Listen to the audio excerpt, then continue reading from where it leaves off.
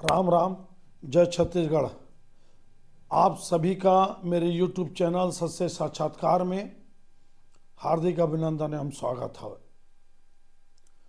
आप सबसे निवेदन है कि आप सब मेरे इस चैनल को जो लगातार आप समर्थन और सहयोग दे रहे हैं, आगे भी आप इसी तरह से सहयोग और समर्थन देते रहिए। देखिए, मंत्रिमंडल को लेकर छत्तीसगढ़ के लगातार बाजारों में कयास लगाए जा रहे हैं। सबकी अपनी अपनी बातें हैं, अपने अपने तर्क हैं, लेकिन ये स्थिति कुछ कुछ स्पष्ट होते जा रही है। मैं भी नए कौन कौन मंत्री बन सकते हैं, कौन मतलब कितने लोगों में कौन बन सकते हैं, अनुमान व्यक्त किया था। और पुराने में क्या स्थिति बनती है ये बताया था। देखिए, आप सबसे निवेदन है कि आप आकलन, विश्लेषण और अनुमान में फर्क करने की कोशिश करिएगा। जब जनता वोट दे रही थी, किसको बाहर कर रही थी, किसको जिता रही थी, किसको हरा रही थी, तो ये एक आकलन था। और ये आकलन के पीछे विश्लेषण क्या था, ये बताना मेरे लिए बहुत ज़्यादा सटीक इसलिए बैठा क्योंकि ये जनता की बातें थी। जनता की बातें मैं बता सकता था, लेकिन यहाँ पर निर्णय 2-4 लोग मिलकर ले रहे हैं, इसलिए इसको मैं अनुमान ही कहूँगा। और ये अनुमान निश्चित रूप से गलत भी हो सकते हैं। जैसा आप समझते हैं कि आकलन विश्लेषण से अलग ये अनुमान गलत इसलिए हो सकते हैं क्योंकि 2-3 लोगों के दिमाग को पढ़ना और उनके गणित को समझना बड़ा कठिन है। लेकिन छत्तीसगढ़ की जनता के क्या किसको वोट दे रही है या किसको जिता रही हरा रही है, इसको मेरे लिए आकलन और विश्लेषण करना मेरे लिए आसान था। हालांकि वो कठिन था क्योंकि पूरे देश में सब ये मानकर चल रहे थे कि छत्तीसगढ़ में कांग्रेस की सरकार बन रही है, और मैं 52 सीटों के साथ मैक्सिमम ये बता चुका था कि बीजेपी की सरकार बन रही है। आज मैं आप सबके सामने एक अनुमान लेकर आया हूं। 2 अनुमान मैं बता चुका हूं मंत्री पद के लिए, एक अनुमान स्पष्ट रूप से लेकर आ रहा हूं मैं। और मेरे को लगता है कि 2-4 दिन में जब भी मंत्रिमंडल बनेगा तो शायद मैं हाथ जोड़ के आपसे माफ़ी मांगता हूं, ये मैं अपने मतलब गुणा भाग का जो मेरा अनुमान है वो मैं आपको बताने का प्रयास कर रहा हूं कि कौन कौन मंत्री बन सकता है।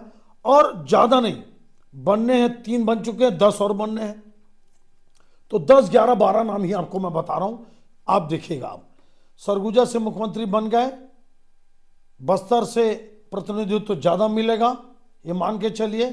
तो पुराने लोगों में केदार कश्यप जी, विक्रम उसेंडी जी और शायद सामान्य वर्ग से किरण देव जी को मंत्रिमंडल में जगह मिल जाए। रायपुर से बृजमोहन अग्रवाल जी और मोतीलाल साहू जी। दुर्ग क्षेत्र से आपका गजेंद्र यादव जी। अब सतनामी समाज से देखिए, आप अपराजय योद्धा पुन्नूलाल मोहले जी, कहीं कोई दो राय नहीं।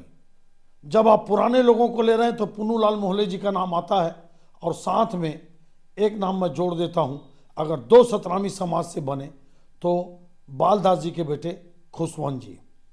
गजेंद्र यादव जी बिल्कुल यादव समाज से। अब बिलासपुर क्षेत्र से कौन? बिलासपुर क्षेत्र से मेरे को लगता है कि धर्म कौशिक जी, पूर्व प्रदेश अध्यक्ष, अपोजिशन लीडर, ये एक बार भी मंत्री नहीं बने, तो धर्म कौशिक जी। और वापस आप आ जाइए, आपका अजय चंद्राकर जी। बृजमोहन अग्रवाल जी का नाम बता चुका हूं, मोतीलाल साहू जी का नाम मैं बता चुका हूं, धर्म कौशिक जी। अब क्या होगा इसके बाद? आप मान के चलिए कि कुछ बचती है अब एक महिला। तो अब महिला में 3 नाम आपके सामने हैं, लता उसेंडी जी, रेणुका सिंह जी और गोमती साय जी।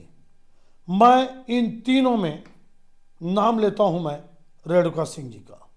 रेणुका सिंह जी को मंत्री बनाया जा सकता है, मान के चलिए। उस परिस्थिति में गोमती साय जी शायद फिर से लोकसभा लड़ लें, मैं कह नहीं सकता, या सरगुजा प्राधिकरण के अध्यक्ष बन जाए, कुछ भी हो सकता है। और लता उसेंडी जी हो सकता है कि लोकसभा का चुनाव लड़कर केंद्र में चल दें। इस तरह से लगभग 10-11 नाम आपको मैं बता रहा हूं। पुरानों में बृजमोहन अग्रवाल जी, अजय चंद्राकर जी, धर्म कौशिक जी, केदार कश्यप जी, विक्रम उसेंडी जी, और नए में पुन्नूलाल मोहल्ले जी, पुराने में नए में किरण देव जी, मोतीलाल जी, धर्म कौशिक जी, आपके पुन्नूलाल मोहल्ले जी के साथ खुशवंत गुरु जी और गजेंद्र यादव जी। रेणुका सिंह जी का नाम ले चुका। अब ये सिर्फ अनुमान है, आप मान के चलिए। अनुमान का कोई ठोस आधार नहीं होता, अनुमान का कोई पक्का विश्लेषण नहीं होता, और आकलन जरूर हो सकता है कि इसमें आपके 3 पहले ही तय हो चुके, 1 सीएम 2 डिप्टी सीएम, उसके आधार पर ये मैं अपनी बात रखा हूँ। मेरे को लगता है कि एकदम पूरा मंत्रिमंडल बनाने में हो सकता है कि भारतीय जनता पार्टी के वरिष्ठ नेता इसलिए हिचकिचा रहे होंगे क्योंकि कांग्रेस में जो जीत के आए हैं वो कम नहीं है। विधानसभा में आपको उत्तर देने वाले और कांग्रेस के साथ विधानसभा में अच्छी लड़ाई लड़ने वाले और अपना उत्कृष्ट प्रदर्शन देने के लिए नए और पुराने का सामंजस्य बनकर ये मंत्रिमंडल बनेगा। इंतजार करिए। ये मेरा सिर्फ अनुमान है, आकलन और विश्लेषण नहीं है। ये अनुमान मेरा आपको कैसा लगा, ठीक है, अच्छा तो लगेगा कि नहीं मैं नहीं जानता, लेकिन इसका मिलान अब जिस दिन मंत्रिमंडल बनेगा उसी दिन तय होगा।